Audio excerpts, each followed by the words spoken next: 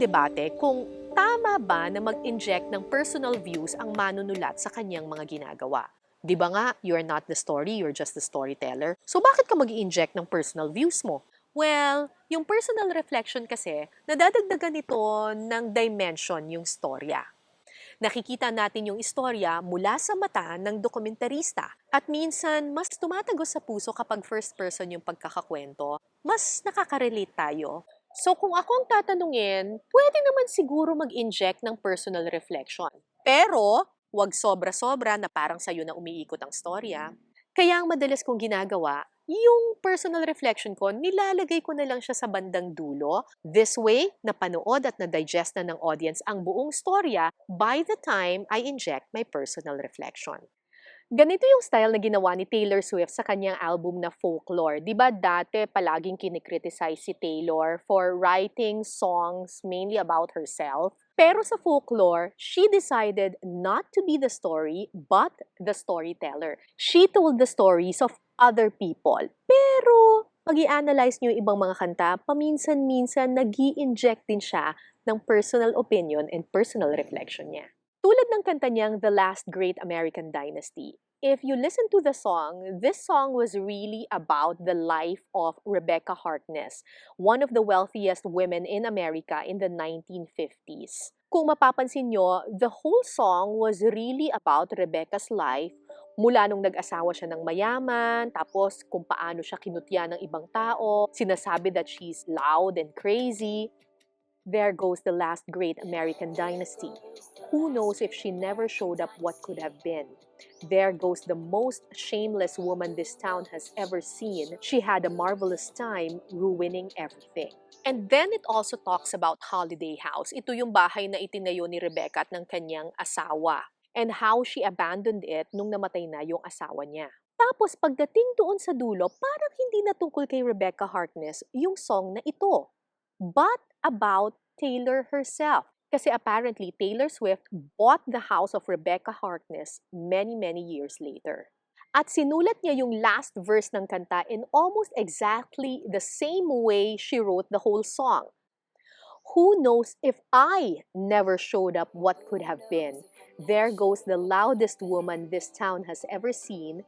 I had a marvelous time ruining everything.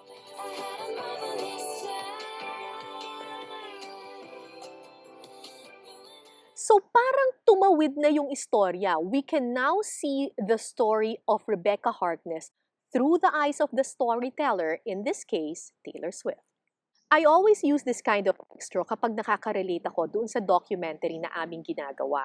Tulad nung ginawa namin yung dokumentaryong Sa Mata ng Bata, personal reflection with montage ang ginamit namin ditong extro. Tungkol kasi ito sa 4 na batang na interview ko sa Eyewitness when I was just starting out in the media 10 to 20 years ago. Sa mga nakakakilala sa akin, alam nyo na marahil na malapit ang puso ko sa mga bata. I am a child rights advocate and I have a scholarship foundation that sends poor Filipino children to school. Samahan nyo kaming bumalik sa nakaraan. So, nung hinanap at binalikan kong muli ang kwento ni na Ekang, Junel, Charlie at Adrian, pakiramdam ko, this was not just their journey through life, it was also a personal journey on my part as a journalist, as a child rights advocate, and as a sister to these kids. The whole docu was still about the lives of these children. Tungkol pa rin ito sa kalbaryo na kanilang pinagdaanan at yung pag-asa ng bawat isa sa kanila. Pero pagdating sa dulo, somehow nag-dissect na yung buhay namin sa isa't isa. 20 taon na akong gumagawa ng dokumentaryo ukol sa mga batang maagang nasadlak sa marahas na mundo. Makalipas ang 2 dekada, pareho pa rin ang mga problema. Madaling mawalan ng pag-asa sa ganitong sitwasyon. Pero hanggat may mga batang handang magpursige, hanggat may mga batang susuong sa hamon, hanggat may mga batang humahanap ng liwanag sa gitna ng dilim, hindi kami titigil sa pagkukwento at hindi kami bibitaw sa pangarap na balang araw wala ng batang magtatrabaho para lang makapag-aral at makapaglaro. Ako po si Cara David at ito po ang Eyewitness.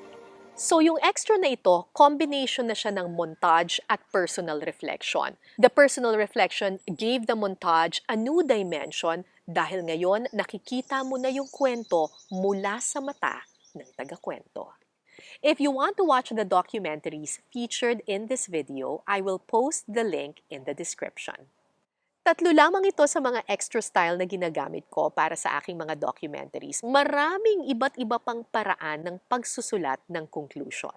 Pero kung may advice ako sa inyo, siguraduhin ninyo na ang extra na gagamitin nyo bagay talaga sa inyong kwento. At laging tandaan, hindi tayo ang bida, hindi tayo ang balita. Tayo lamang ang tagapagbalita.